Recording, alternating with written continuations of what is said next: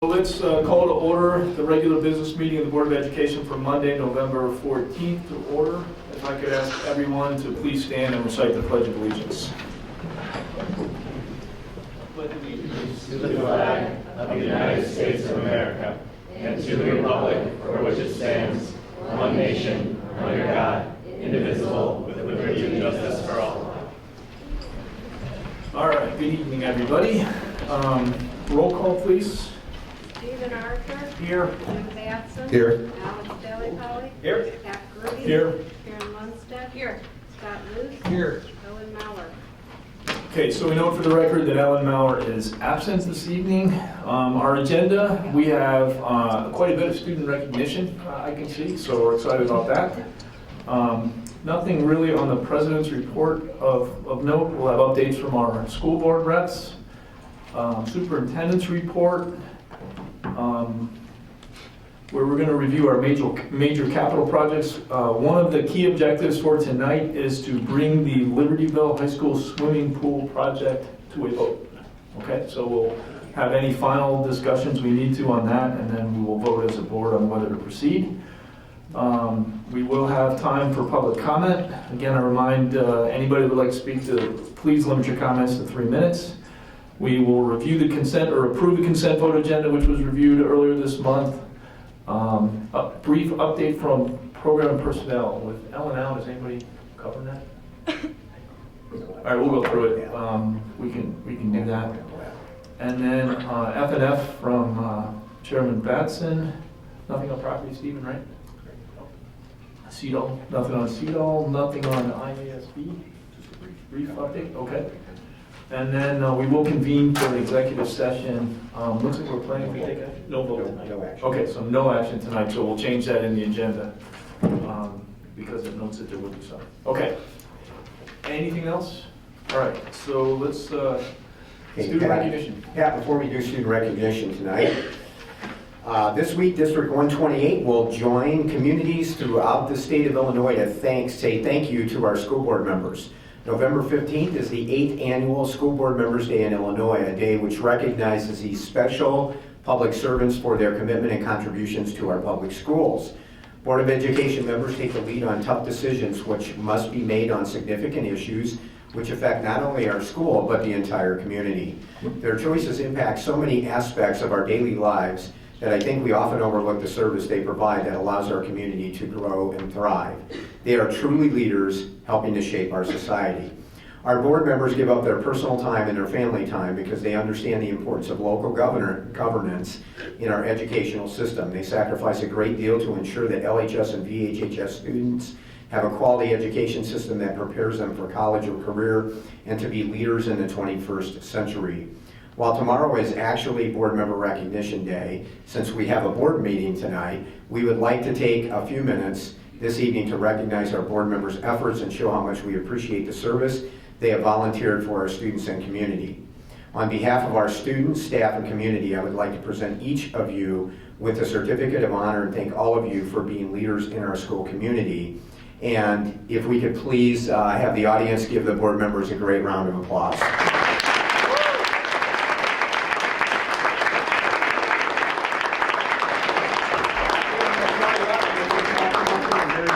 Pictures. So, first of all, Stephen Arthur. Stephen?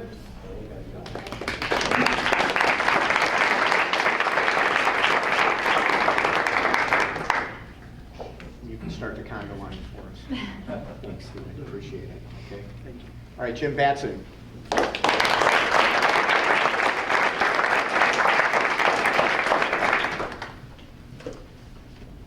Jim, thank you. Alex Delapalli, Jr.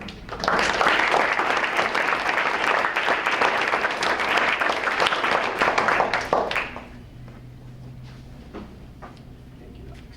Yep. Pat Grudy.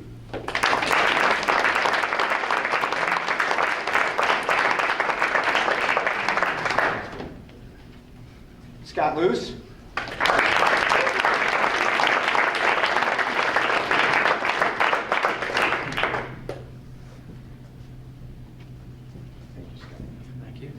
Karen Lundstedt.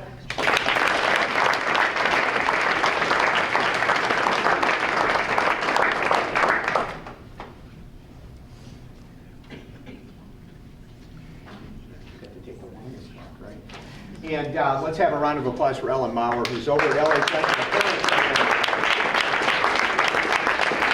So, get a picture, I think, of all of you.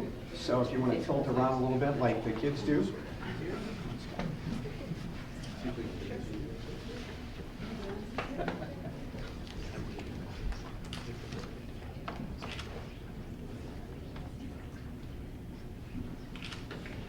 Great, thank you.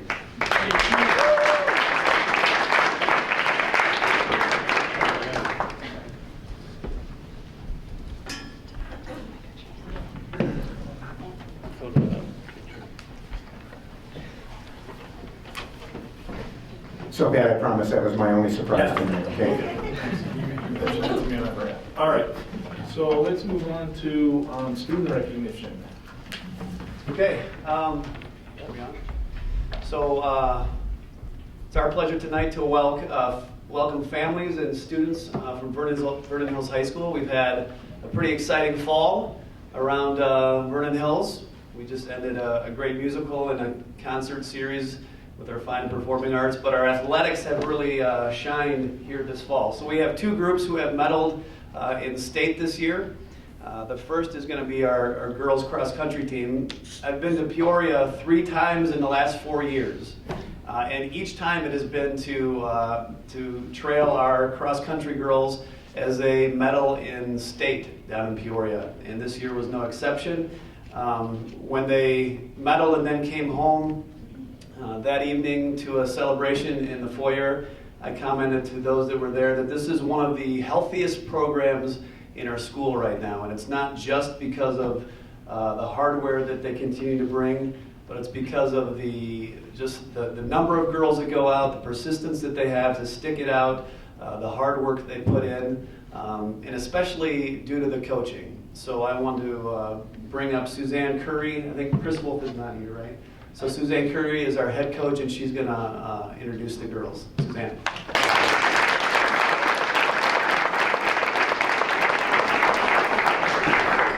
Thank you, Dr. Gilliam, for those kind words. And thank you to the board for inviting us here and recognizing the hard work that these girls have put in, the hard work and the dedication. They're tremendous student athletes. When they're not running, they have their books open on the bus, doing their homework on the way to meets or on the way back from meets as much as they can. You know, they've made a ton of sacrifices for this program. Their parents have made a ton of sacrifices to allow them to be with us as much as they are for 2-a-day practices and whatnot. And I couldn't be more proud of this group that I have here. You probably recognize some of their faces from last year, because we were here last year, and hopefully all 12 of these girls will be back here next year because none of them are graduating, so I hope that the same group comes back here again on this night next year. I'll introduce them really quickly. We have Lily Blaze as a freshman here on the end. She was our number 7 runner at state, finishing 145th. Hannah Ray is a sophomore. She finished, oh gosh, this is 2 weeks old now, 58th. It's a sophomore.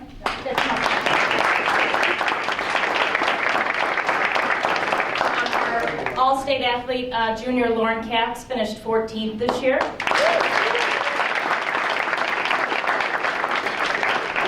Another sophomore, Peyton Makowski, finished in 33rd. Sophomore Caitlin Doler, she was one of our alternates this year. Another alternate, freshman Abby Kemp. Sophomore Ryan Schofield finished in 47th.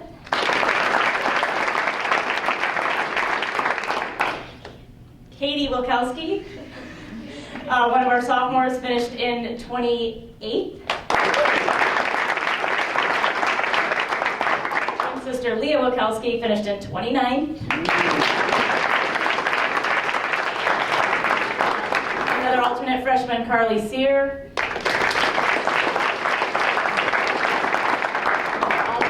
Sophomore Ellie Zazek. Our last alternate is another sophomore, Vivian Chai.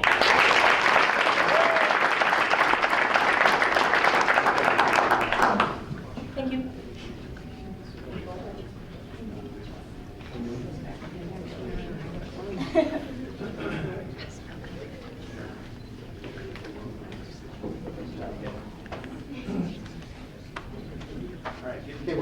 bunch up like the start of a cross-country meet. Okay, so you guys squeeze in a little bit. We're going to take the picture right over here. Okay? Yeah, John, they know exactly what to do. Okay?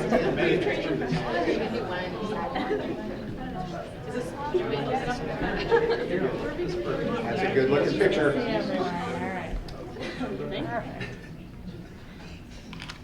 Take a couple. And one more.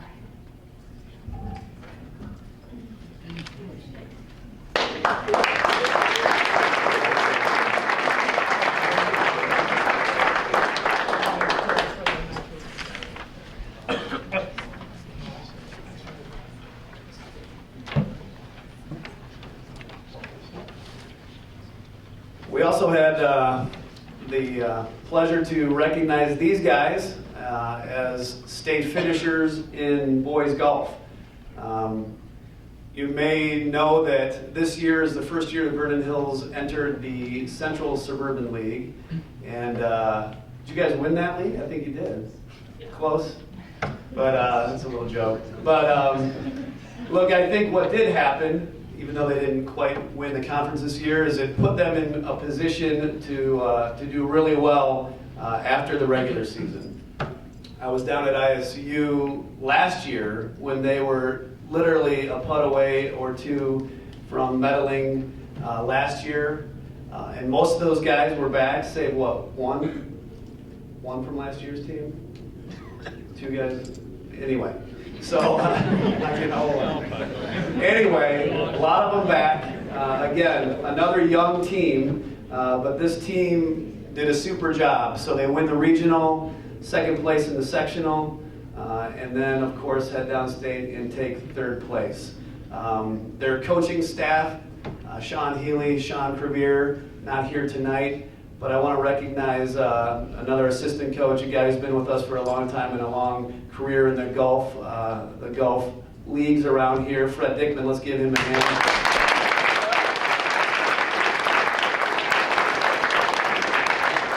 You guys, I'll call your name. Come on up.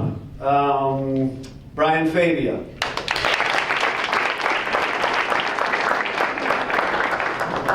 Right there. Joey Leviton.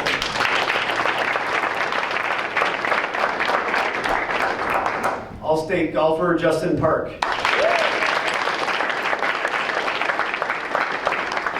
Rohan Vasudeva. Jay Valetti. And Brendan Wise.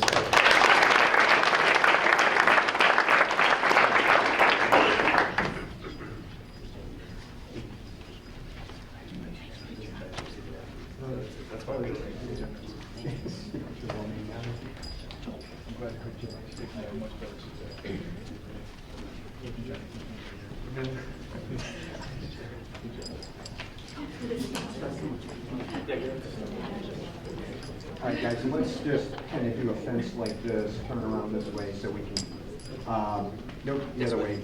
Take this side and go back so we can, camera, if we get you in there.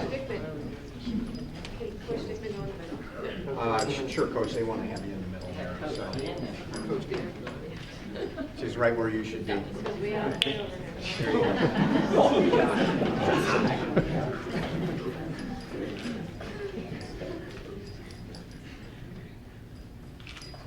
I don't know who we were looking at, eeny, meeny, miny, moe.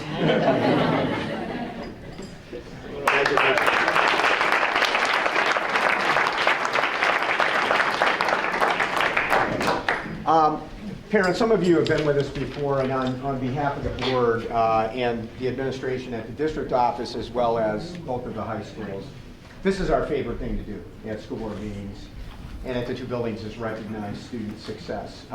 But these incredible young people we have here also have family members, parents, friends who have helped along the way, be that get them up early in the morning, pick them up late at night before they can drive, ensuring in many cases that they might have had private lessons, those kinds of things. And we want you to know how much we appreciate the work that you've done with your young people.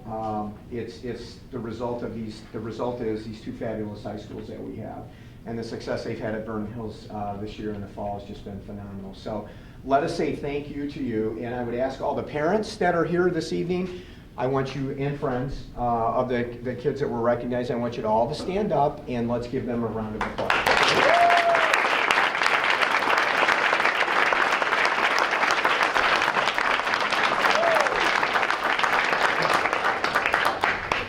Thank you.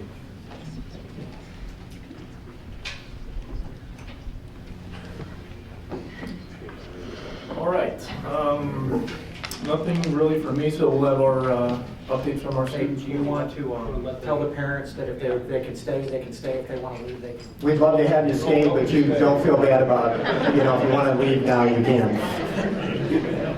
I forgot to tell you that. I think there was a waiting of the okay.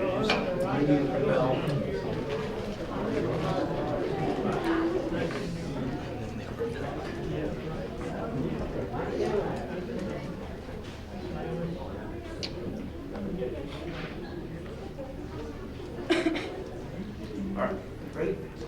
So we can start with LHS maybe.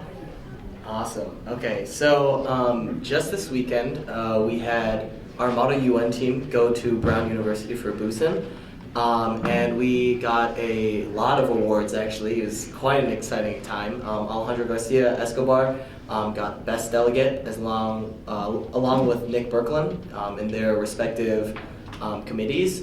Connor Kennedy got a verbal commendation. Sage Hart, and then, was it Anna?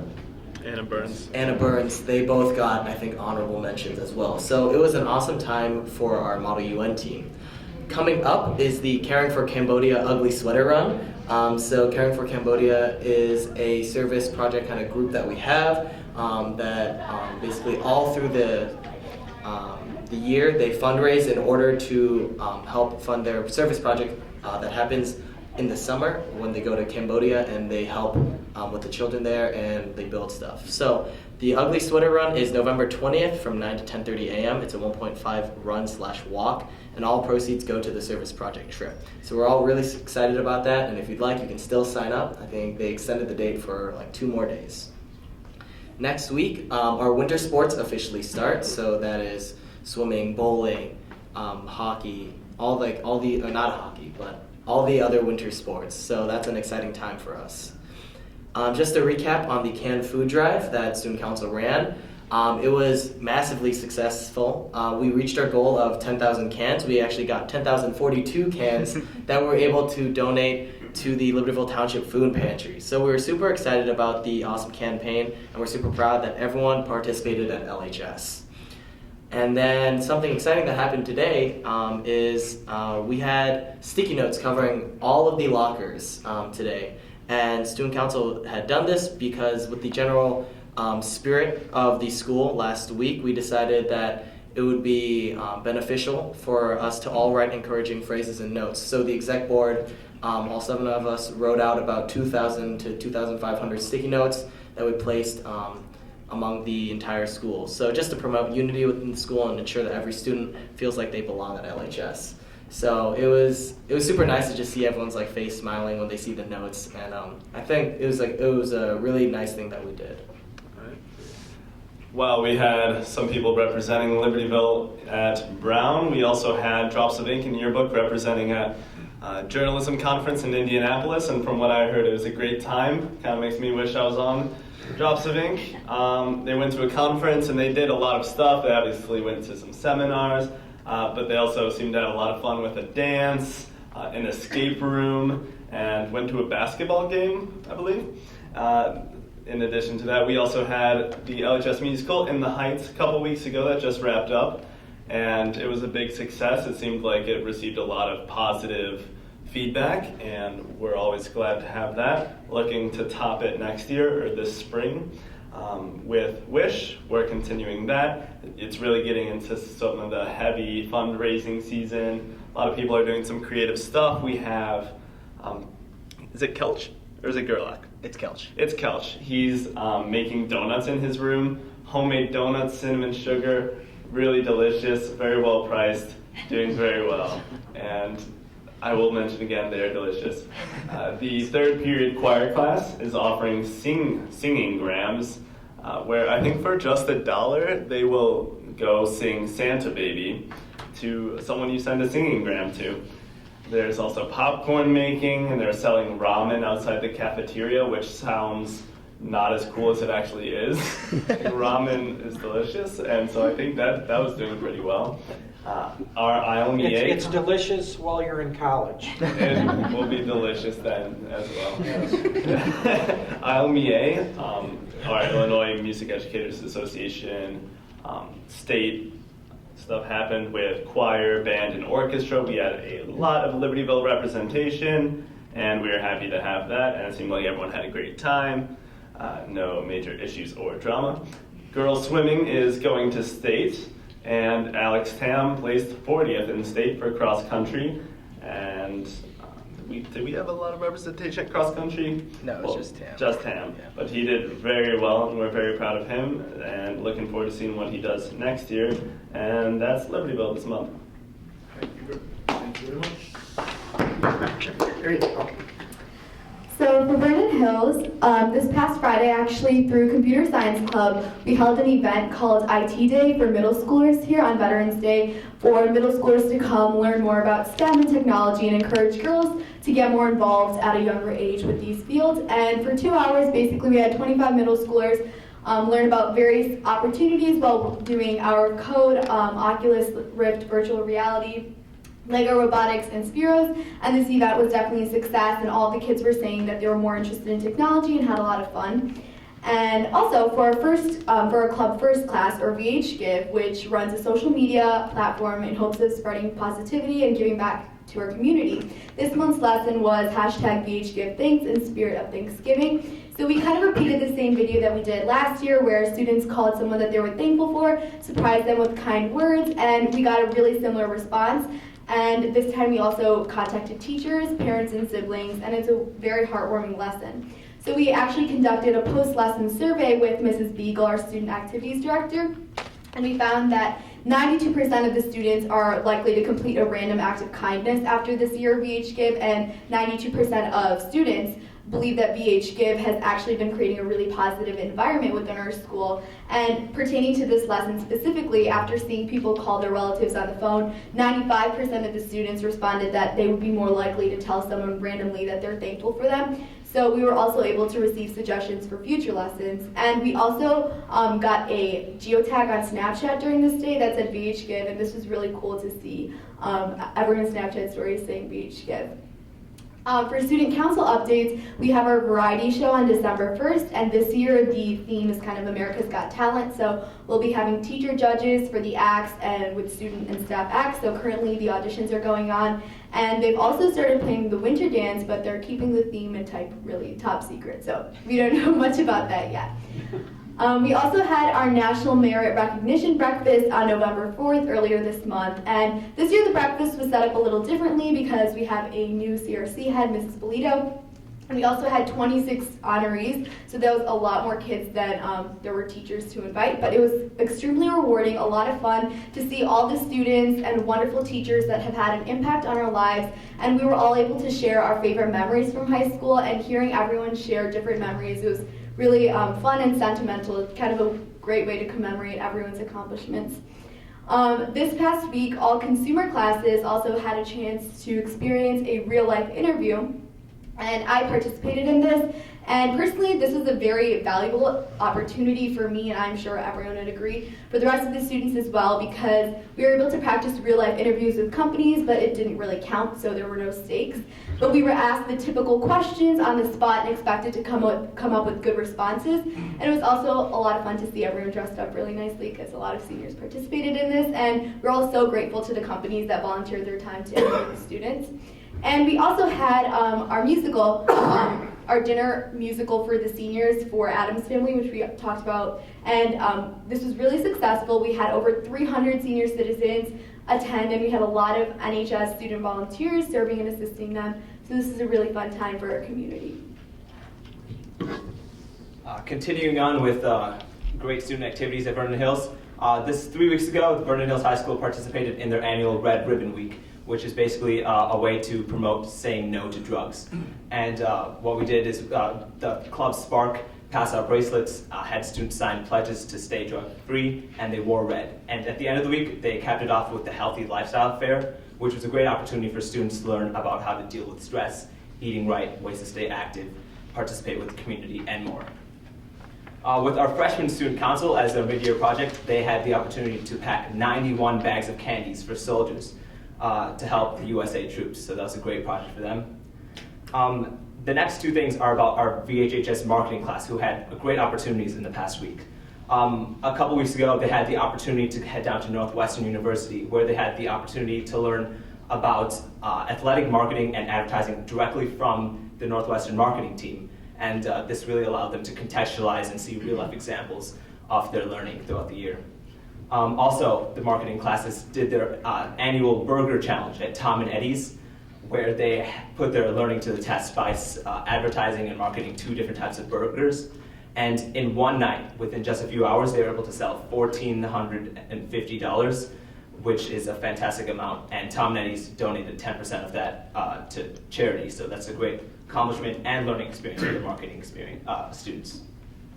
In sports, we already had the great opportunity to recognize many of our teams who did a great job down at state.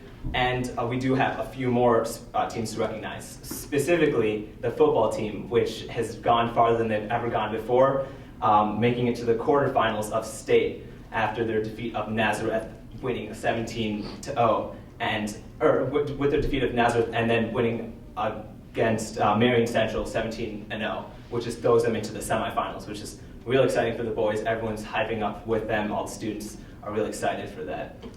Also, the girls tennis team, they went down to state, and this is the first year we've been able to send our girls tennis team down there. So congrats to Kathy Chen and Leah Jacoby, who placed in the top 20, which is a great achievement. Also, just this week, the girls swimming team got 4th place in sectionals, and many of their teams qualified for state in the 200, 100 free, and the 50 meters. So we're proud of them. That's their state competitions this Friday. Fine arts. So we've been talking about the Addams Family for many weeks now, and it was a huge success. And every single showing, we packed the theater, completely selling out of all tickets in the last week of performances. And what we look forward to for the winner is the winner play, which has been selected to be Shakespeare's Midsummer's Night Dream. And we're hosting auditions this week. That's exciting, something to look out for in the next updates. The Backlight Theater Company also participated in their annual Trick or Treat So Kids Can Eat program in Halloween, which is one of our most successful canned food drives, where they collected 3,800 pounds of cans for the local food pantry, which is 1,000 more than last year. Great accomplishment for the students. This is also something that's completely student-run, so they're very proud of it. And they reported that an average of only 1 in 4 houses didn't have a full bag of food to donate. Also, orchestra concert is tomorrow night, so you should definitely come and be there. And we had we're having the chamber choir's annual magical dessert concert planned for December 4th. However, I would encourage you guys to get tickets for that, but we completely sold out within just a few weeks, so it's a great success. So yeah, that's the updates for Vernon Hills. All right, you'll snooze, you lose, right? Good job. All right, great job. All right, superintendent's report. Okay, we have to start the good news from the superintendent tonight with a really serious question for the board members and the audience, the adults here. So how many of you still like ramen noodles? Come on, be honest, raise your hand. There you go, okay. I thought so. I'm a mac and cheese person, I'm sorry. So you're taking the fifth on this one, Scott. We'll have to do a little bit more research No, on that. Yeah, I just mac and cheese. So, anyway, lots of additional good news this month as well. District 128 Special Olympian Johnny O'Connor won gold at last Saturday's bowling sectional and qualified for the state bowling tournament on December 3rd in Peoria. The students already talked about the Libertyville canned food drive that they have. Vernon Hills has mentioned several volunteer activities that they've done. But for the public that may not watch our meetings every month, this is a consistent report from our students, and I think what's really powerful in this district is the sense of giving that our students have through the varied organizations in the school district, and they're committed to serving others in the community at a phenomenal level. So we want to say thank you to the students and also to the adults who work with you in your clubs and activities and your athletic teams for doing that, because it is truly amazing and it does make a difference in our communities. Just to expand a little bit on the LHS Model UN team, who received their honors at last weekend's Brown University simulation of Model United Nations. They mentioned Nick Berkland. Nick was best delegate for the Arab League representing Mauritania. Alejandro Garcia Escobar was best delegate. He was on the Council of Advisors to Japanese Emperor Meiji, who was in office from 1866 to 1868, and he represented Inamoto Takai. Anna Burns was an outstanding delegate. She was UN Environmental Program representing Kyrgyzstan. Sage Hart was a verbal commendation for the World Health Organization representing Latvia. And Connor Kennedy won a verbal commendation for China Crisis Committee, General Fang Changlong, Vice Chairman of the Central Military Commission. So congratulations again to all those students. LHS science teacher Sherry Rooks was the recipient of the Illinois Science Teacher Association and Chicago Drug and Chemical Association Outstanding Science Teacher Award. The award, which recognizes extraordinary accomplishments in the field of science teaching, was presented at the annual meeting of the Chicago Drug and Chemical Association on November 3rd at the LaGrange Country Club. And District 128 Director of Community Education, Grant Management, and Rentals, Diane Phillips, was recognized as one of the 2016 Lake County Women of Distinction by the Lake County Journal. The award is presented annually to women who have made a difference in Lake County and who are representative role models as leaders in their fields and communities. Honorees will be profiled in a special feature publication and were recognized at an awards luncheon on October 25th.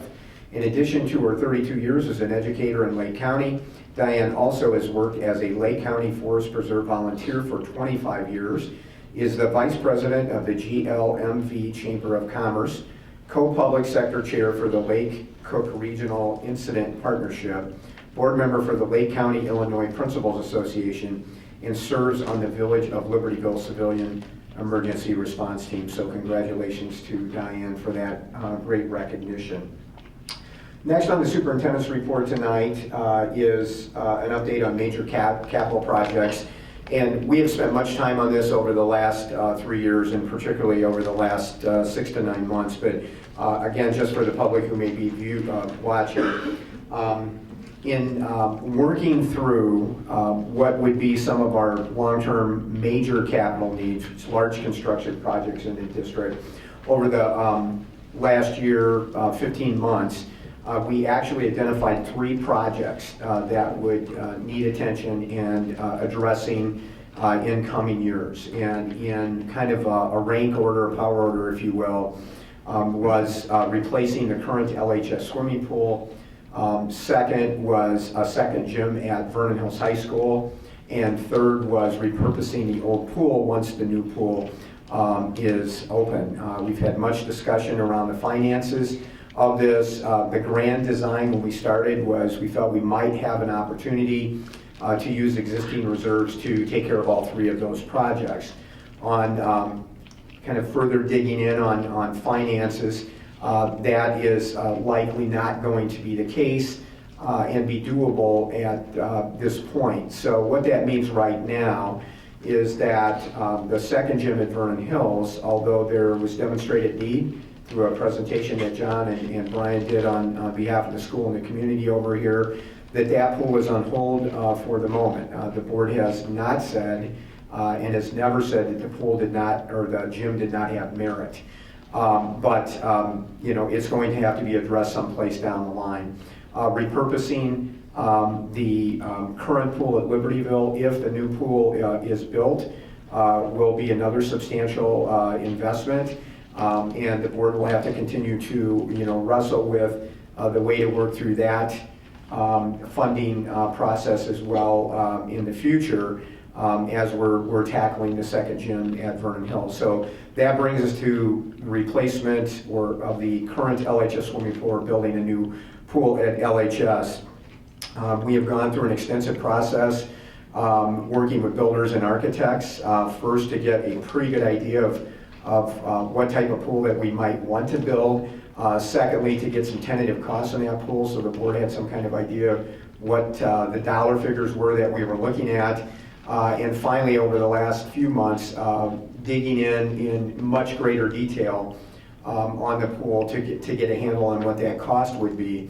When we talk about doing the pool at Libertyville, we're also talking about some of the outside work that needs to be done at the site there, which would include taking down the old district office.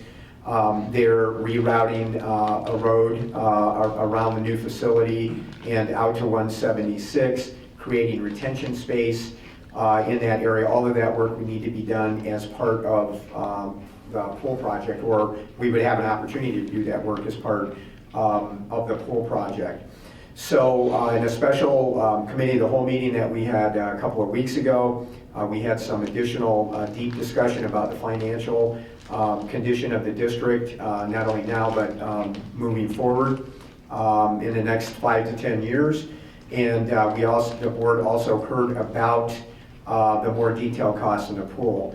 After listening, having that discussion and listening to that conversation, President Grudy polled the board just on their sense of whether or not they could support the pool using reserves. That is really the question at this point, or some semblance of the reserves toward that process. And that particular evening, the majority of the board that was polled did support moving forward with the pool project, but with a contingency that it could not, the entire project, everything in, all in, could not go beyond $21,500,000 at that time. So as a result of that conversation, our pool committee met with architects. Alex joined with his expertise in building, joined that group, and they are continuing to sift through ways that we can value engineer the pool, still end up with a pool that will serve all of our communities well moving into the future. And there will be an update to the board, and obviously the board will have an opportunity in the future to look at some of those options, those give and takes, to bring that project down to a place that it can be at 21.5 or even better below 21.5 million. There are really three options probably to finance the pool at some point. One would be to pay for the entire pool cost with existing reserves. The second would be to do some combination of reserves and bonds. The district has the highest bond rating you can possibly have. Interest rates, as we all know, are very low right now. The only downside to that is if we issue bonds at some point, we have to make principal and interest payments on the bonds. So you're adding to a bottom line. And the third option would be to run a referendum for the pool or the pool and something else moving forward. And so the board has sorted through those options somewhat in their conversation, but that will be a future decision that the board will have to make in terms of the pool. So I think that covers kind of an overview of how we got here, where we're at right now, and Dr. Grudy is president of the board, leading the board to the point tonight that they vote on the pool with a contingency again moving forward. And if we can meet that contingency and the board is comfortable with that moving forward, then obviously there would be a final vote to authorize us to go through bid specs and go through that process before there's a final vote to say, yes, this is the pool we're going to build, and we're going to move that direction at some point in the future. It should be noted that through financial modeling, if we take $20 million of reserves out, it will, in all likelihood, move our touchdown point, which our reserves hit whatever level that the board sets that we'd like to keep. for emergency funds later down. But that is something that board has had pretty extensive conversation about as well. May want to talk about a little bit again tonight as part of this process. So just to summarize, what the board is really addressing and going to vote on tonight is whether to move, take the next step forward with the pool with a contingency. That vote would be on the record, obviously. The gym at Vernon Hills is on hold. It's not canceled, and hopefully at some point, in the future, we're going to be able to, move toward that project. And of course, repurposing the old pool, Libertyville, would currently be on hold until we have further discussion on how that's going to be done, what it's going to cost, what we're going to use the facility for, et cetera. So I think that's probably a fairly thorough overview at this point. And Pat, so I would turn it over to you at this point. Okay, so let's just go back though and be clear on what it is we are agreeing to tonight. Sure. So let's assume we vote and vote yes or no. What are the next steps that we would be authorizing tonight? Well, the next step would be really for the group once again to get together and review the cost reduction proposals that we have on the table and share that with you. Following that would be getting a construction manager on board to help us with the process, and then directing STR, our architectural firm, to start preparing documents so we can submit those for bids. Okay. And once again, obtain the appropriate permits from the village or wherever we need to go. All right, so again, I just so we're all clear on what we want to have a motion for tonight. I mean, are we going to approve tonight going forward to authorize going out for bids once the specs are final? It will take us a while, That's obviously, fine. to get it Understand that, together, but we need some direction from you, and this approval tonight will help us move in that direction. All right, so we're essentially authorizing you to move ahead to prepare the bid packages. Correct. To finalize the documents. Pending your final decisions on Right. cost reduction. Right. Okay. Yes. So we would discuss that with you at a upcoming meeting relatively soon. All right, and from the standpoint of committing funds at this point tonight, Yes. what would we be committing to? We will be committing to completing the project over a period of 2 to 3 fiscal years at a total of $21.5 million. Okay. That would be inclusive. So of the everything. assumption would be that if we didn't exceed 21.5, we're going ahead, That's right? correct. With respect to how we fund it, what are we committing to tonight? Or what are we asking to vote on tonight? It was honestly my understanding that we were probably, after further discussion, we would try to decide here tonight, are we going to at least bring a motion forward to say we're going to go for a $21.5 million pool and fund it out of reserves? Or depending on how the Right. conversation At this goes, time, we it can is make a through difference. reserves. Okay. At this time, it is through reserves. Obviously, we can still look at the market to see that, as Dr. Lee indicated, another option out there that you might want to consider. So your motion could be twofold tonight. One would be to build a pool, or to move forward with construction of the pool at a $21,500,000 contingency, and with the assumption at this point that we would use, reserves to pay for that. And then and that would be the point that the board could have more discussion about that before it's actually voted on. Correct. As a reminder, we do have an $8 million allocation in the current budget for our capital plan, and that would go towards this project. Right, but again, this is the one point I want to be really clear on that. In essence, tonight, if we were to vote yes on this, we're going to vote yes on using reserves to pay for the pool. We can always change our mind. That is Okay? correct. But Yes. we are kind of making a statement tonight that the plan is to move ahead with the pool and fund it out of reserves. Right. We would Okay, create a I just want to be clear liability. that, That's it. yeah, I want to be clear that that is the decision we're going to turn, we're going to say yea or nay on that. That's correct. Now, that doesn't mean if we said no to that we might not find a different way to fund it or something like that. But tonight's decision is $21.5 million pool, funded out of reserves. Correct. Okay, is everybody clear on that? Is anybody? So, and just to be clear, our next real motion and vote will be for the bid packages as they come back. So the next steps would be, we would want to see the plan to get to Right. $21.5 million. Correct. All right, in other words, Right. if they come back and say the only way we can get to $21.5 million is to put an inferior air handle and all that, Right. we may say no, that's not what we want to do. But, you know, in essence, the plan is to go forward and come back and say, as long as we can do what we wanted to do for $21.5 million, we're willing to commit reserves to do that. And that's what I guess that's what I was getting at, is assuming all that goes well, and we get to the 21.5 and everything's moving forward, the next legally required vote we would have to make is to approve the bid. Well, we're gonna see I mean, and let's clarify that, because I know we had at least one resident ask a question on that. I mean, all right, we're committing to the total amount of money that we're agreeing to, okay? But all of this will be put out to bid, okay? And obviously, the contracts will be, you know, let out to the lowest bidder. Lowest responsible. Okay, Lowest so- responsible. Right, Yeah, Right. so there was some conversation about, you know, kind of pushing the vendors a little bit, trying to get better. Of course, we're gonna do that. Right. Okay.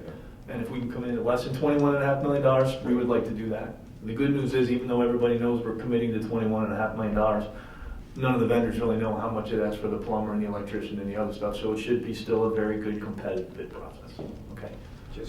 Which is how it's designed. So Yeah. if there needs to be any further discussion on the financial piece here, it could happen after the motion is made.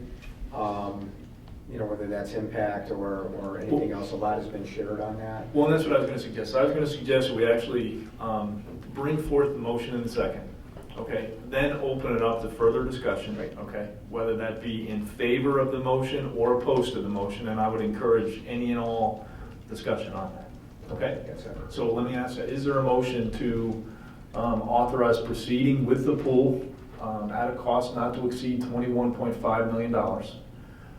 With the intent being to fund that pool project out of reserves. So moved. Okay, is there a second? Second. Okay, now, further discussion. Who would like to make further comment?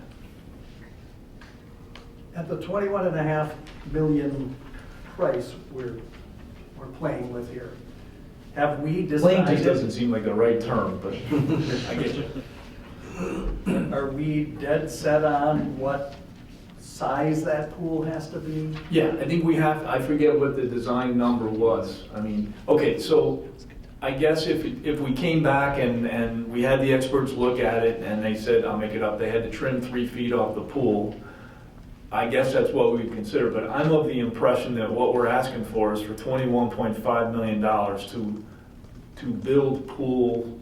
What was the auction number, Mark? Which one was it? It's like It's 7.2, 50 meter pool. 50 meter pool with a Biggest hump. one in the, Yeah, okay. I mean, I think we've really beat that We beat topic that to to death. And I think, anyway, most of us believe that's the pool that the district needs. And that's, I mean, we've certainly talked about, we don't want to save $1 million or $1.5 million and have a pool that doesn't meet the needs. And And then we're back here in 5 years Yeah. saying, we have an inferior pool that doesn't meet certain regulations. yeah, so if we need to amend the motion to specify that it's a pool that's consistent with the dimensions of Let's do version this. Maybe you say 7.2, that's on the record, so. Yeah, and I'm certainly willing to do that. So when we're done with the discussion, let's come back and amend. I don't know the logistics of having to do that perfectly, but we'll amend it to make sure that's clear. All right, because I want to make sure we're not waffling on any of those things. Okay, does that answer that? yes, sir. Okay, do you have other thoughts on the matter? I'm just concerned because over the years of this conversation, the pool has grown. Yeah. Maybe the pool itself in its size hasn't, because we didn't always have that number in front of us. But the cost has grown quite a bit in my mind. Well, I think we saw that in the last discussion. I mean, right or wrong, and I don't know whether the estimates are accurate or inaccurate, but, you know, there was indication of an inflationary increase that I thought was quite substantial, so. Which is why we said, take it back, re-engineer it, see if we can come up with something reasonable as it relates to what that pool is at the 21.5. Well, and remember, the 21.5, even if we went to the option of the smaller pool, the build-out cost around the pool is still about $3 million. You know, moving the road, taking the building down, creating parking, creating retention area in the old, what we used to call the grassy knoll, that's now the hump knoll, over by the girls softball field. So The pool itself is, if you take 21.5 and kind of subtract $3 million, you're looking at an $18.5 million pool. If we did the other option, as the board will recall, part of the way that you wound your way to the 50-meter pool is the cost difference between the 35-meter pool and the 50-meter pool was only about $1.5 million. Yeah, it was like $1,220,000. Now, when I say only, that's a lot of money, okay? But the difference for the space and the utilization that we got, I think the discussion we went through was that since the costs were relatively close in nature, the cost benefit for that larger pool, kind of now and down the road, outweighed the $1.2 million difference in price. We went through a significant assessment, a Right. significant analysis from the pool committee about how much more that larger size pool Right. could be utilized based on different community populations, time frames, practices, and that type of thing. It was significant. Okay. And I'll note this for the record. I also note this for the record. At the time Vernon Hills High School was built, I'm sure that the swimming community would have loved to have a 50-meter pool at Vernon Hills High School. But we had a referendum that school was built on. And like almost all referendums, okay, it wasn't enough to cover everything at the end of the day. And note that Vernon Hills cafeteria is much smaller than the original design. There are other places at Vernon Hills that, kind of were downsized, including not putting drainage in the athletic fields, out there, which caused us substantial problems many years down the line. So that was a resource issue at the time, with the resources that were produced at, for building Vernon Hills. Kind of in parallel to that, when they did the addition at Libertyville High School, and they were building a second gym at Libertyville High School as part of a referendum effort, there was to be a basement at Libertyville High School, which would have been a locker room, a much needed wrestling room for one of the best wrestling programs historically in the state, to really accommodate safely the number of kids that we have in the wrestling program. That had to be cut out. That was about the time I arrived at the district. The district had to make the decision, cut that out, because the additional cost was not covered by referendum funds. So if someone asked the question, so why didn't we build a 50-meter pool at Vernon Hills? Because they didn't have the resources generated from the referendum to build a 50-meter pool at that time. So the kind of uniformity of our swim community here, and the swim club, all the adult activity, the young people's activity in that swimming pool, the way that we use those pools in between, the district will now have a 50-meter swimming pool that is a district pool, even though it's housed at Libertyville High School, just like Vernon Hills, hosts a lot of Libertyville students over here as part of the swim program. But remember, it's a district asset, even though it's housed at Libertyville High School, and that's how we use our assets. We use them, we share where we can share, because that makes sense to do that. It's the best use of taxpayer dollars to do that. So just a little history there. Okay, other comments? Alex? You want to pull your mic down? I am very much in favor of a new pool for Libertyville. Make no mistake about that. But I'm going to be voting no tonight, because I am absolutely against using reserve funds for funding this pool. And I think I've made my position very clear at the last meeting and in subsequent iterations that I've shared with different members. Okay, so let me highlight, first of all, let me thank Alex for a lot of the analysis that he has done, that has, I think, really been helpful articulating really what our long-range financial picture looks like, okay? And just to highlight a couple pieces of that, under the current scenario, call it spending as we are, and generating the relatively small revenue increases that we anticipate, that would probably put us as a district in the position where our reserves, which are currently quite healthy, would sort of transition to an unhealthy state probably over the next 4 to 5 years, okay? Furthermore, our reserves would probably be entirely depleted somewhere between years 7 and 8, Okay, so that's really sort of the status quo. If we did the pool and continued to spend and increase spending at the rates we have been, or at a rate that's kind of in that 3% range, roughly, and we forecast that our revenues will grow at less than that, okay? Now, one question just to clarify though, your model here shows pool and the other capital projects, right? Yes. Okay. This Which makes a difference of about a year. This is a $25 million model, and the reason I kept it, originally we talked about the field house and the pool was less. The pools, we're managing that down with some value engineering, but the field house has been eliminated. But the other thing, at 21.5 versus 25, there's $3.5 million in there because other things are going to happen. Okay, You know? so it's actually not the gym and everything else, it's 25 million versus 21.5. Right. Okay, all right. Okay, and then in essence, doing the pool or not doing the pool makes a difference of about 2 years on that, call it reserve tipping point or touchdown point, is based on the analysis that we've seen, okay? So if we did not do the pool, the trajectory is the same, it's just we kind of hit the points that we don't want to hit 2 years later than if we do the pool, okay? All right. And Alex, your assumptions were, the touchdown point was actually at 0, no reserves, or was it at 50%? Slightly negative. Yeah. Touchdown point is a touchdown point, so somewhere between, over the course of a year, you zoom past 0.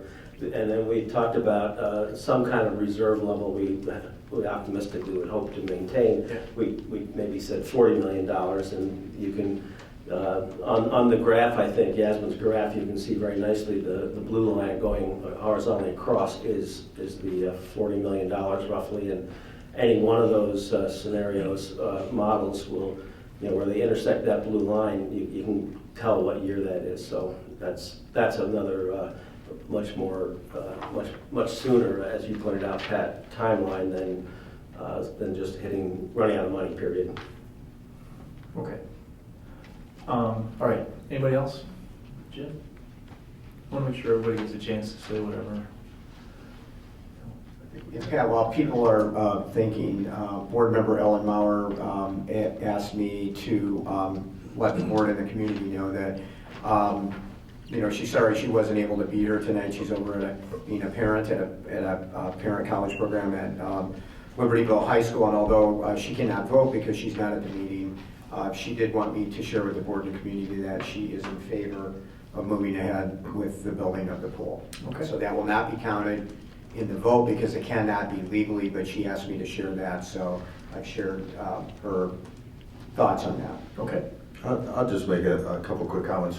First of all, I want to thank Alex as well for the work, and yes, for the information and really understanding what I'll call the risk of moving forward with this and the impact of that on our long-term financial planning. I guess the comment that I would make is understanding all that and looking at that, and it's a very clear picture as to what that means. Yes, it does make a approximate two-year difference in whether you're looking at the touchdown point or whether you're looking at when we cross that reserve threshold of where we want to be. But I think it does, in my mind, a couple things. One is it causes us to take a step back and really look at things long-term, much longer than just this the years between now and the impact of this touchdown point, if you will. That's going to happen no matter what. We have to make some decisions, we have to make some adjustments, we have to look at revenues and expenses and all those kinds of things, regardless of whether we do the pool or not. That time is coming if we don't do something, just because of the financial conditions that we live within. So what Alex's work and the district's work in putting this information together has really clarified the importance of looking at that and maintaining that. I recall back a number of years when we were looking at similar long-term financial plans and we had a touchdown point so many years out, and by diligently staying on top of things, we were able to push that touchdown point out further and further as time went on. So I think we're at a point where we need to be aware of what that is, and we need to keep our eye on that target and understand the impact. You know, I will be voting in favor of this primarily because I think it's the right thing to do. I think it's a good asset to have, and the fact that while it escalates the conditions in the future for some concern, it doesn't eliminate them. It just causes us to have to worry about it a little bit sooner. So I think while there's some risk, I think I'm comfortable with moving forward with that, but it certainly isn't without you know, some serious understanding on the impact of the long-term impact of this spending, but in my mind, the bigger picture of the long-term impact of our financial situation and where we need to be over the next 5 to 10 years in order to keep moving that, attempting to move that touchdown point out as we've been doing over the last 10 plus years with Alex's help. Okay, great. Yeah, just quickly, just to add on to that, I'm going to be voting in favor of moving forward. Having said that, I do also want to recognize Alex. Great assessment, and Yaz as well, to put it forward. The financials and the scenarios presented, they're real. They are real, and they may change over time, and there may be certain dynamics that may play into that as far as expenses, revenues, what happens with the state. But they're real, and they're going to be challenges that we as a board, and we as also with the schools, and frankly, as a community, we're going to have to face those together and make some real tough decisions that will be part of our ongoing process. But they are real, and we'll have to face them. That's it. Thank you. Well, you know, and just one thing, you know, the district did a $48,500,000 referendum in 1997, Denise, I think. You know, we're 20 years out this year, FY17, 20 years out on that referendum. And as those of you who have followed the board's financial work and Alex's referendum curve, it's typically 10 to 12 years.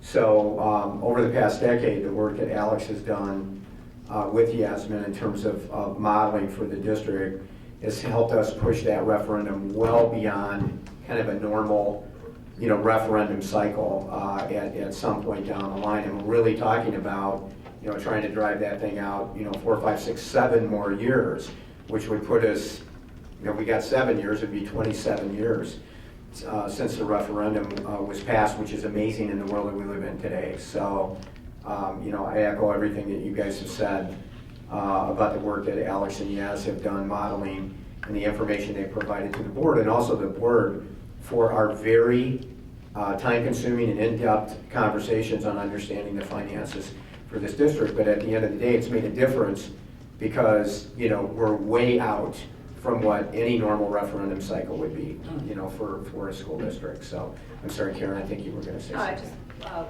going to agree with, you know, that regardless of whether we build the pool out of reserves or not, we have some serious financial situations that you've made very clear. Thank you also for all your work. And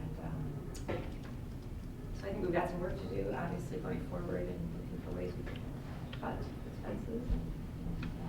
But I do think that with the escalating costs and the great need for the facility, that we should move forward with that. Okay, anybody else? Okay, before we vote, I want to do one more set of acknowledgements. There are a number of people in the audience and others in the community that I think have also done a heroic job scoping this out. And what's most remarkable to me about that, which I think says a lot about this community, is the vast majority of them will never have a kid swim in this pool. Okay, I know today we even got a note from one of the residents, it was kind of the same thing. So it says a lot about the community. People are fighting hard for something they believe in, they believe is right, even though they personally may never get any benefit. And I honestly just think in today's day and age, that's rare, okay? And I want you guys to remember that, all right? It's not always about what you get out of it. A lot of times it's what you give, okay? And so I think they've set a great example, which I know is probably why you guys are how you are, Okay, so keep up the good work and keep the legacy alive. Okay, all right, so. Yeah, before you restate, you amend the original motion. Yes. Which you can do. Yasmin, we talked about construction manager, but we also talked about a personal, Right, a owner's personal representative. representative, and Alex, that's what you recommended as well. Would you explain that again, because that should be part of the board's understanding? I think it is, because we talked about that at committee of the whole, but can you describe what that personal representative does that may be over and beyond what a construction manager would do for us? The owner's rep is sort of the eyes of the school board and the school district, in that that individual would be there making sure that what has been, in addition to the CM, is looking once again to see if the work is happening as it has been directed and authorized. They would also look to make sure that all the T's and I's and everything is sort of coming together.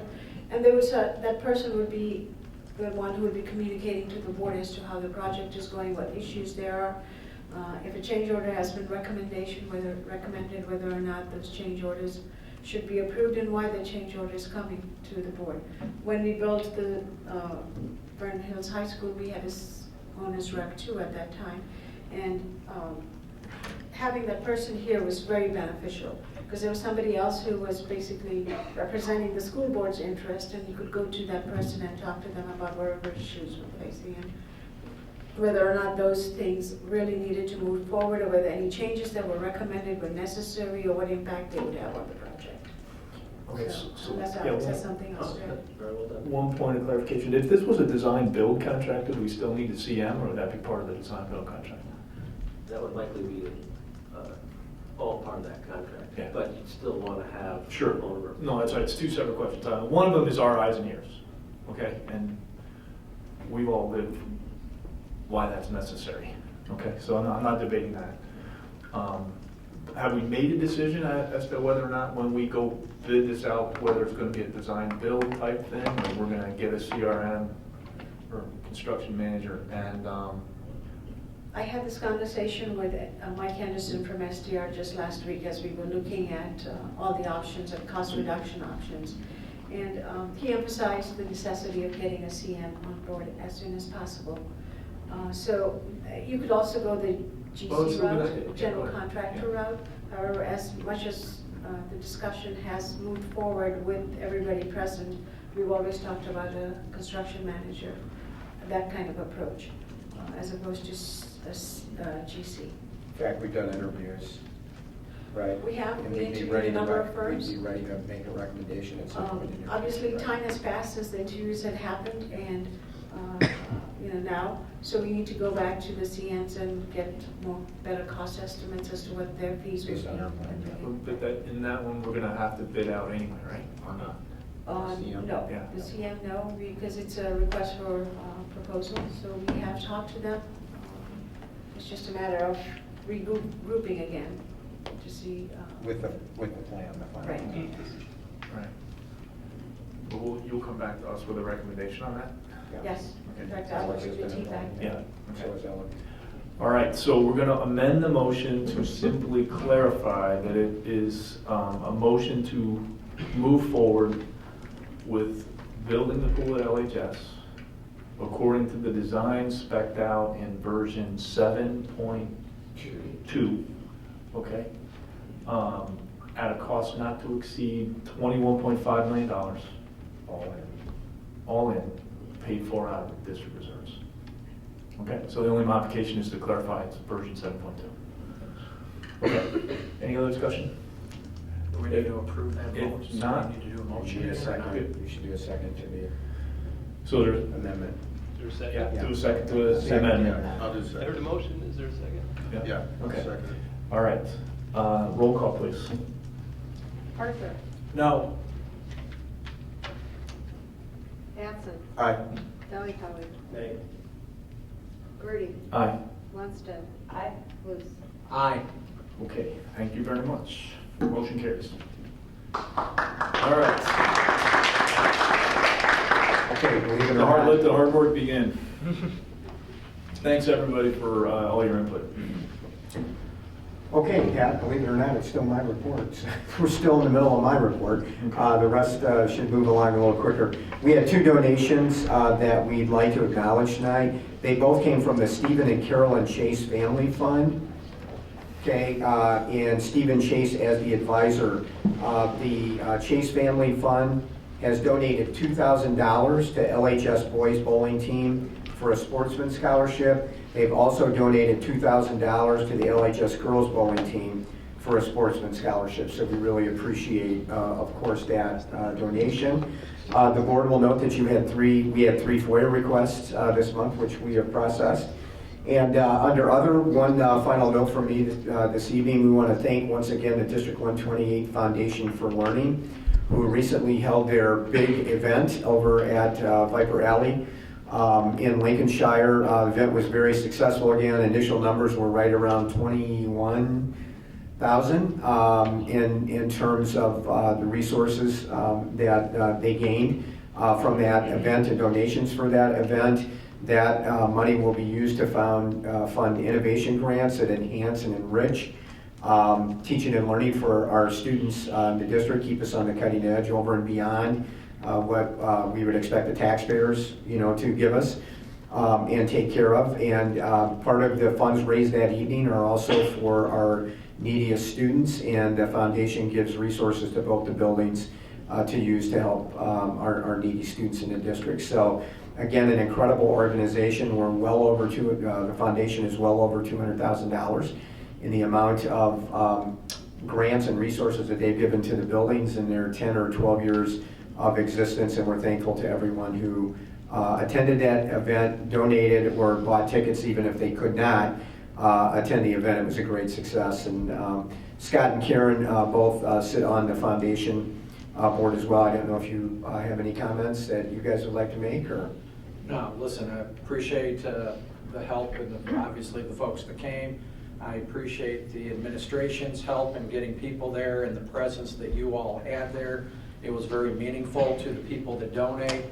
And most important of all is and at some point in time I talked to Prentice about this, I would like to get more exposure of the board to the great work that the teachers do with the innovation grants and what they do. I think we can better maybe build those up a little bit and let the community hear about it, because with your leadership, they're truly outstanding.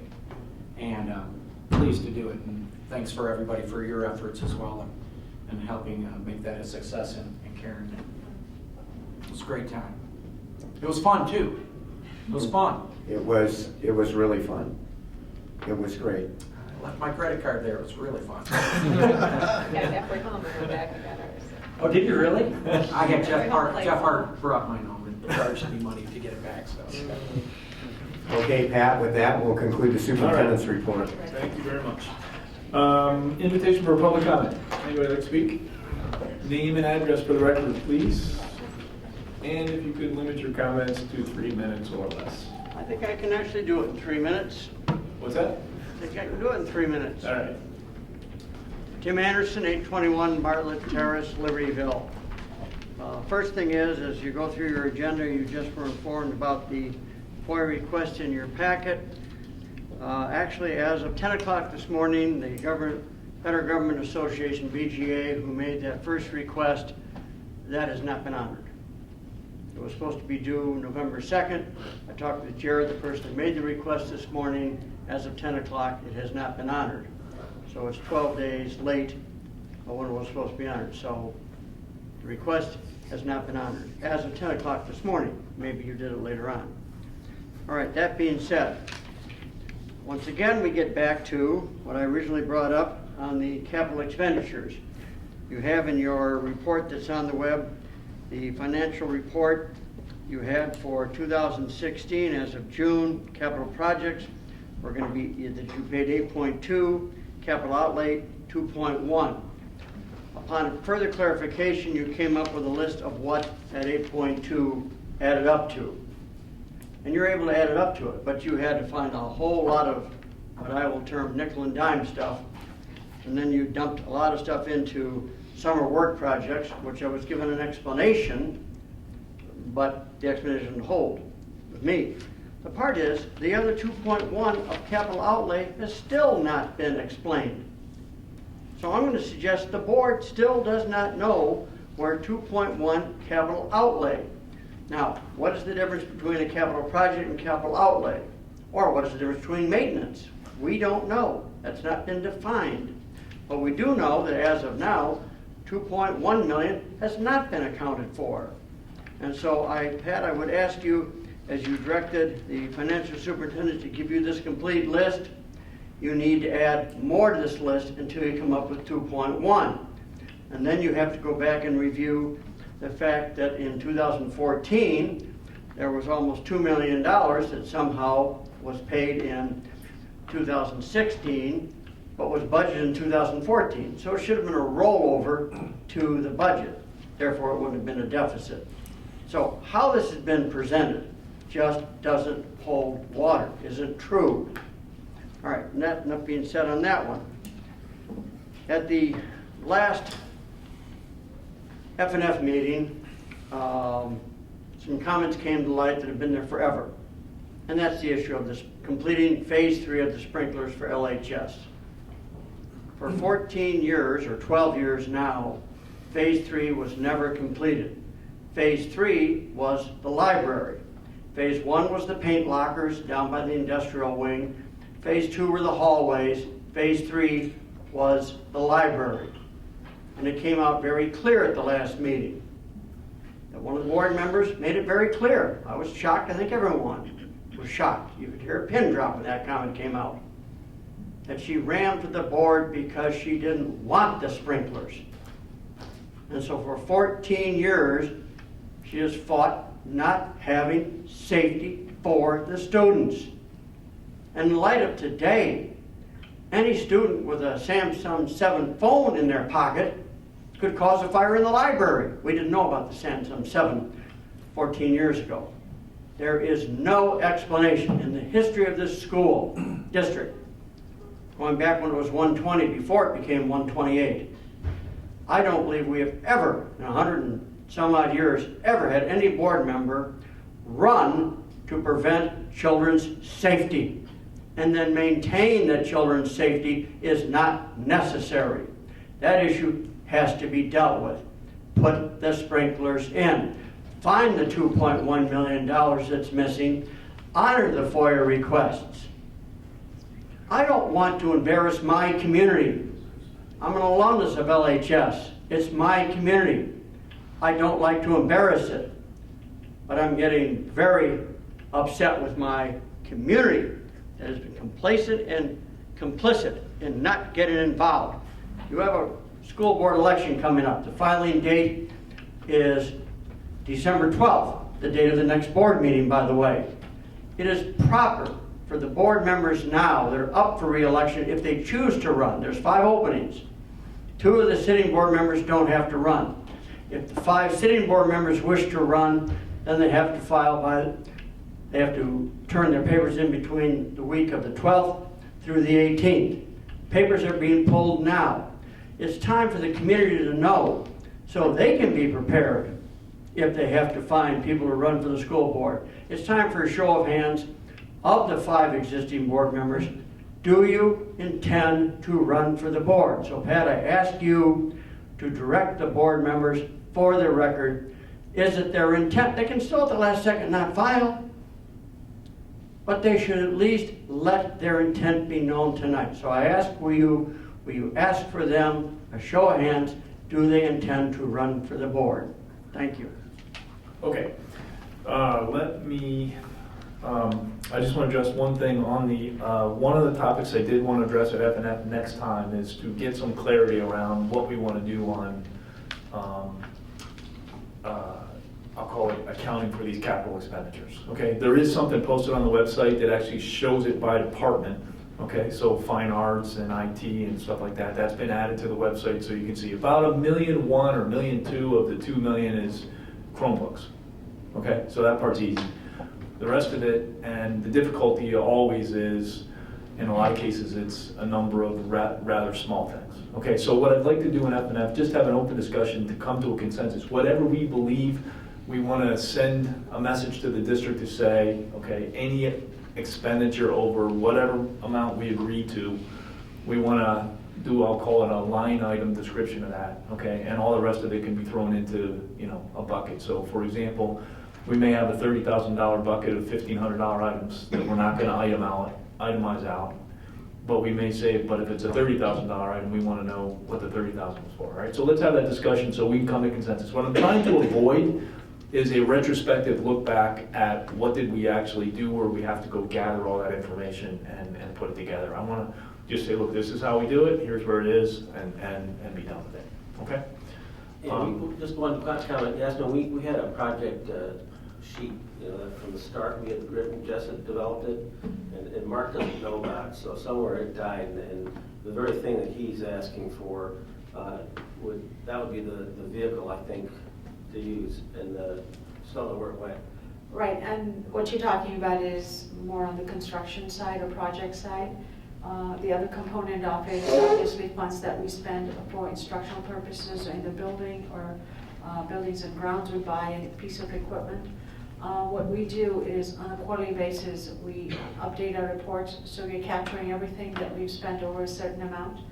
And that then is reported to an outside agency who at the end of the year gives us a report for insurance purposes. So there's very extensive record keeping at the district level, so we can share whatever you want. Yeah, but let's, I mean, in the interest of transparency, I want to make sure that we're in consensus really with respect to how we feel we ought to be able to do this. I don't want anybody questioning how we're spending the money, and I also don't want to spend a whole lot of time putting together stuff that, you know, if you do it as you go forward, it's a lot easier to do than if you go back and recreate it. So I just want to make sure we're efficient, okay?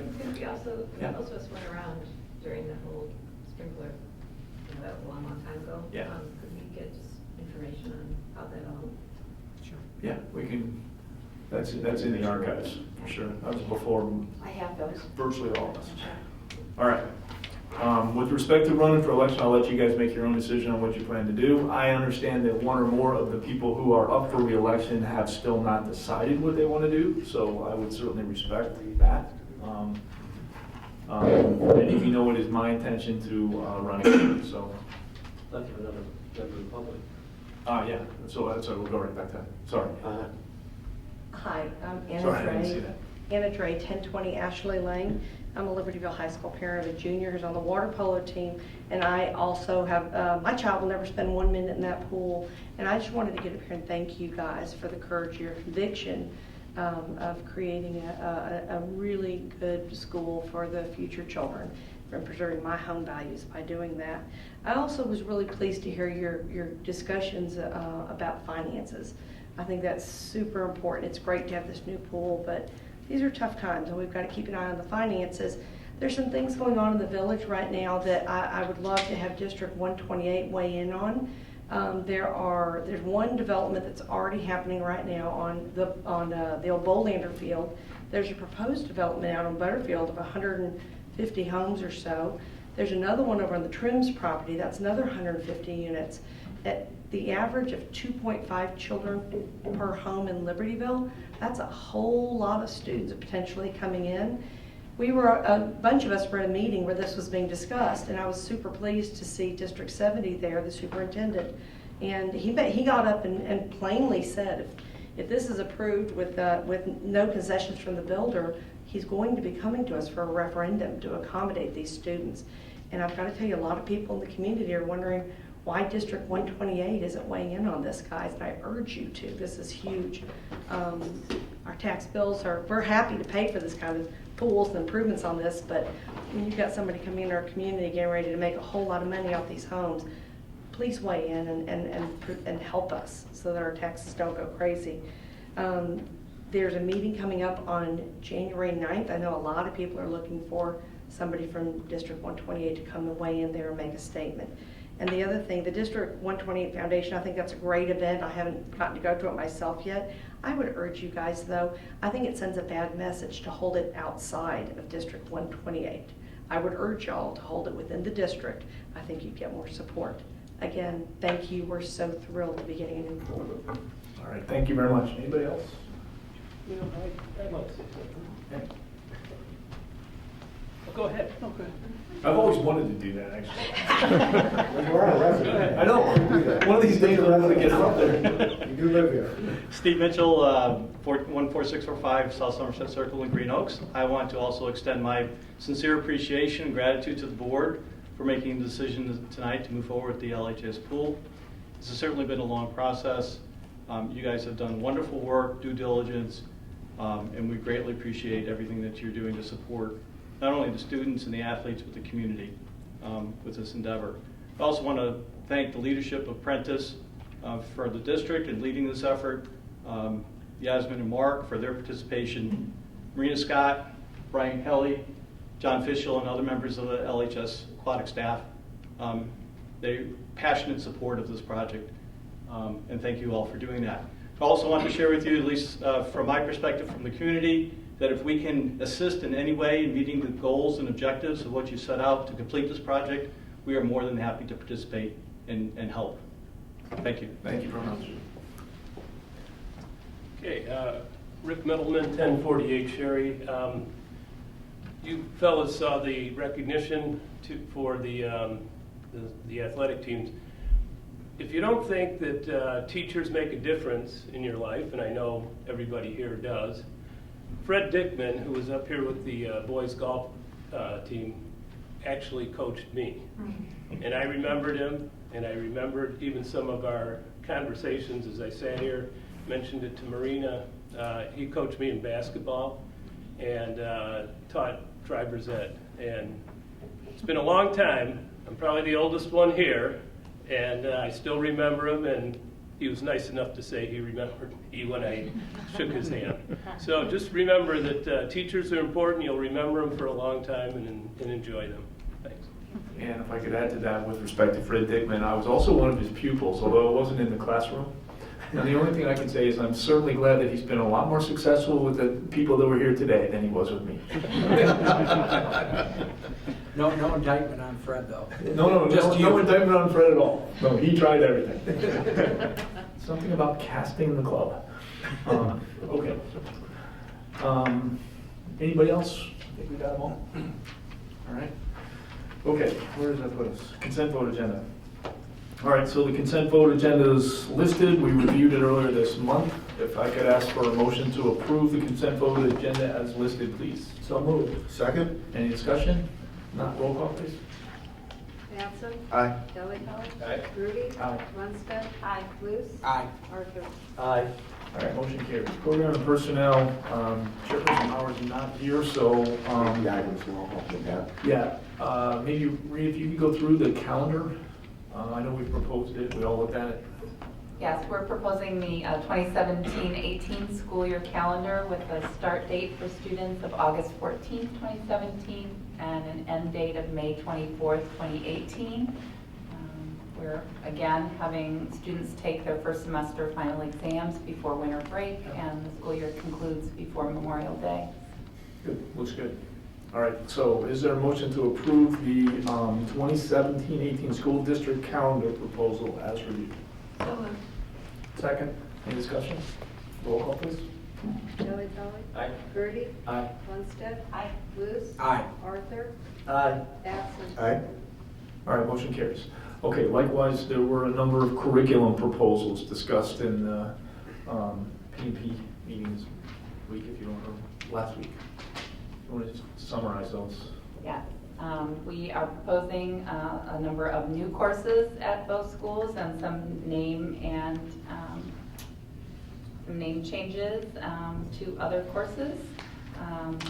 The new courses include a new AP course, AP seminar, which will be offered at Libertyville and Vernon Hills, as well as, sorry, pulling the list up in front of me here.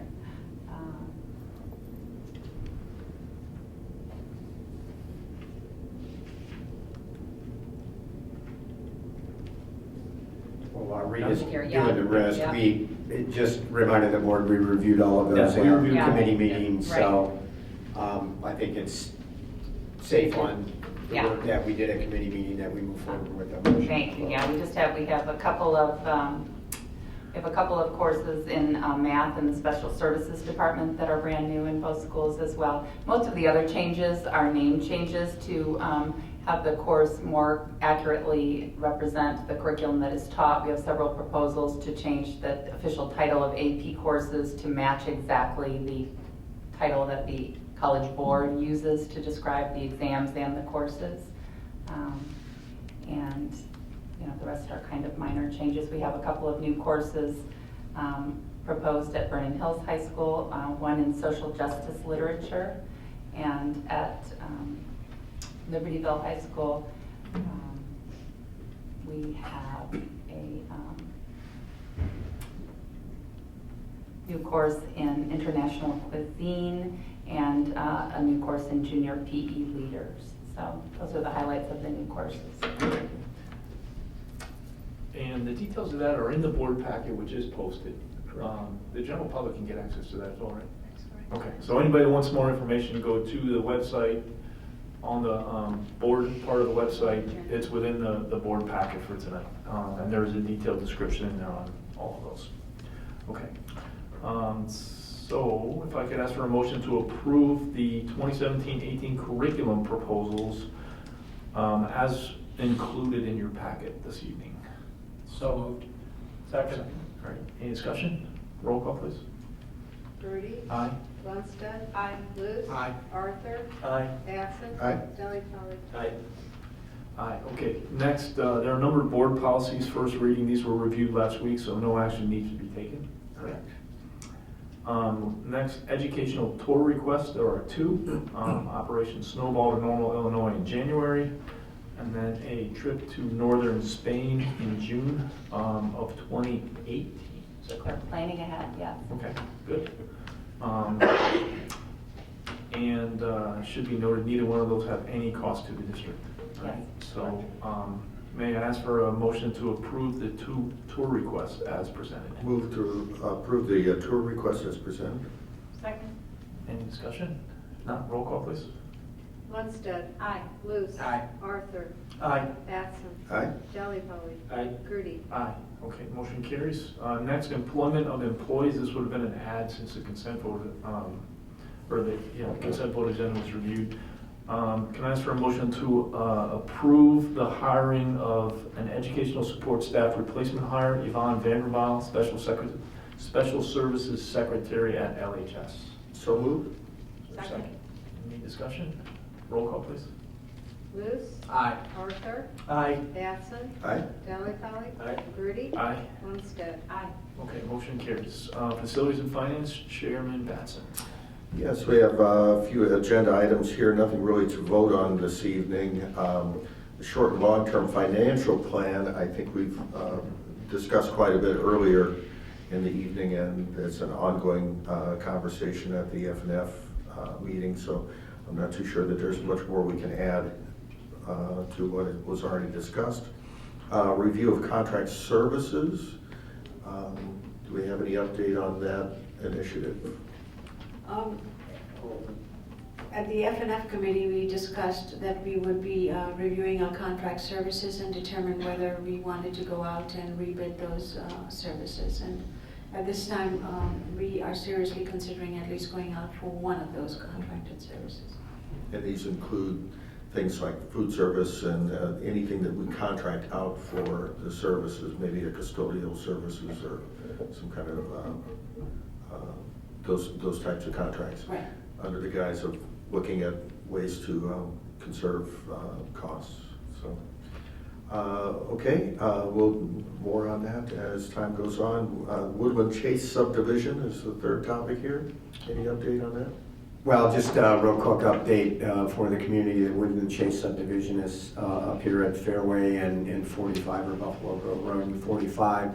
2/3 of the proposed district is in Lincolnshire, Lincolnshire Elementary, Stevenson High School. About 1/3 of it is in District 73 and District 128. And we've had some initial discussion back and forth. The developer would like to see the whole development in Lincolnshire and Stevenson. I don't think any of the districts have taken a a strong public position on that yet, although I'm pretty sure that all 4 districts, including ours, agree that it's not in the best interest of kids who live next to each other to maybe go to, different schools. But there's going to have to be a lot more conversation, about that as we discussed at committee meetings. So we'll keep you tuned in as those discussions continue. But the developer did, as the board knows, the developer did file a detachment petition to the Lake County Board, Regional Board of Education Trustees. And they're probably going to go back and have to revise their original detachment because it doesn't cite the specific statute, etc. Before that process moves forward. So I'm sure there's going to be lots of discussion on that before we move forward. So. Okay. And any update on the Brainerd? Yes, there is. The board remembers a couple months ago we brought the initial design, which incorporates some of the original key features of the building, including a keystone and a headstone there. The price of that roughly was $50 or so. You asked us for the whole project to be 50 or under. The project will still, based on our feedback and our conversation, Mark took our design with the architect back to the architect. If you recall, it was about 4 feet thick, if you will, narrowed that down, worked with the width. The height still needs to be the same to get the features in. So we have that design done. That's been given to the village zoning board, who will have to advise us in terms of placement. Of the memorial in a spot at that location based on, the zoning regulations that they have in place. Obviously, some people would like to see it, right on the corner of the triangle. The problem with that is there's a side street there, and it's a pretty big piece. It could very well hamper efforts to see. To make turns, so the zoning board has that. They're going to give us some suggestions and I think direction on, what part of the triangle property there at the end of the property that we would be able to place that memorial. So that's the update on the Brainerd Memorial. So there'll be more information. The design is pretty much done. Again, we'll use Brainerd bricks, which we have enough of to do. Some of the original features of the building in that straightforward design. So we'll see what the village communicates back to us, and then we'll go from there. Mark, did I miss anything? Okay, great. Okay, anything under the other category that anyone has? Okay, that concludes the facilities and finance. No property, no CEDO, IASB? Just a quick mention, this coming weekend is the sometimes called the Triple I Conference or the Joint Conference. It's a very large conference co-sponsored by the Illinois Association of School Administrators, the Illinois Association of School Boards, and the Illinois Association of School Business Officials. It's a very large conference, somewhere in the vicinity of 10,000 people attend this. A lot of educational opportunities for all of those people, and it's a unique opportunity for people to gather that are both administrators and board members, learn from each other. It's just a terrific learning and networking opportunity. So I know a number of the board members here are attending, and several of the administrators are attending. And so we look forward to some learning opportunities next weekend. And they host that in Chicago, so it's not far. So, okay, all right, thank you. Okay, that's it. Next, we're going to have an executive session. The subject is employment of an employee, 5 ILCS 120-2C1. And there is no, there will be no action taken following the executive session, so I want to make sure we note that in the minutes if there's no action plan. So if I could ask for a motion to convene an executive session, please. So moved. All right, roll call, please. Arthur. Aye. Batson. Aye. Valley College. Aye. Grudy. Aye. Munstead. Aye. Ruth. Aye. Okay, motion carries. Okay, thanks.